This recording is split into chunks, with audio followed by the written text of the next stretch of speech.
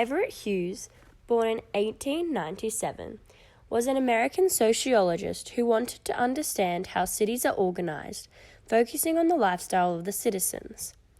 This video will explore his studies in regard to professionalism. Hughes thought that professions create structure in society via means of the certain attitudes and the certain knowledge that constitutes each profession. Furthermore, Hughes tries to show that people's social identities are shaped by the various professions of society as it creates commonality between groups of people. As he states, people identify themselves with those who occupy a similar role in the social drama of work, and with people who are in the same situation with respect to work. Hughes stated that professions have a typical structure to them with 5 main points. The first, professionals have esoteric knowledge known by the members of the profession that is forbidden to the layman. The second point is that professions are forced to produce a representation of themselves in order to get their clients to respect them. They have to display characterizing signs of their professions. They must use the technical language of their profession that includes jargon that may be unfamiliar to the layman. They must wear immediately identifiable signs such as a uniform or a name badge. They must perform ritual actions that distinguish themselves from the client, such as the assigning of things or leaving the clinic to make a crown in a second room.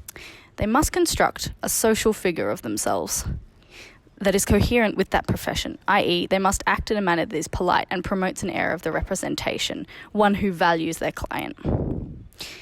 They must also block any form of deviation from the expected pattern from the expected relationship. Your dentist is unlikely to come and have beers with you, their client, on their lunch break. The performance a professional puts on to convince their customer is so convincing that it becomes their identity. They assume the representation of themselves. The third point in professions as typical structures is training. Training acts as a barrier or a gateway to many professions. Training is also done by most professionals as a way to distinguish themselves from the public. The fourth point is self-definition and inclusion. The profession claims that it is the best body of people to make decisions about themselves, often against the public. This includes who is given professional licenses, who creates and defines the standards and the aims of the professions, and who decides on what is considered great performance within the field, and also who makes judgments on professional misconduct. It is seen as a way of protecting one's own and protecting themselves against attacks from the public. The final point is that of noble work versus dirty work. Most professions like to act under the guise that their profession is noble. This is often done through hiding the dirty work. This is the work that would be considered beneath their profession. This is done through either performing the work outside of the public view or delegating it to other workers. For example, a dentist will leave the sterilization portion of the surgery to the dental nurse. So what exactly is a profession? From a doctor to a teacher, a profession often becomes institutionalized. When a service is practiced by several individuals, it often becomes linked to a regulatory representational institution, such as a union or lobbying association. In line with our dentist example, say Dr. Dentist wants to start a new union that lobbies increased base wages for more experienced dentists.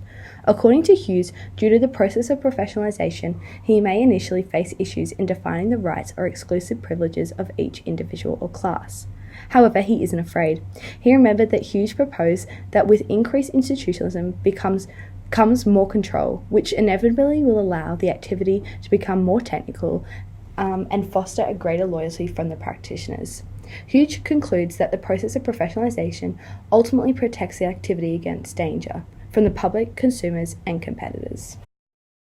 Through the process of professionalization and shared identities, Everett Hughes demonstrates professions are fundamental in the creation of people's self and social identities, influencing the organization of society.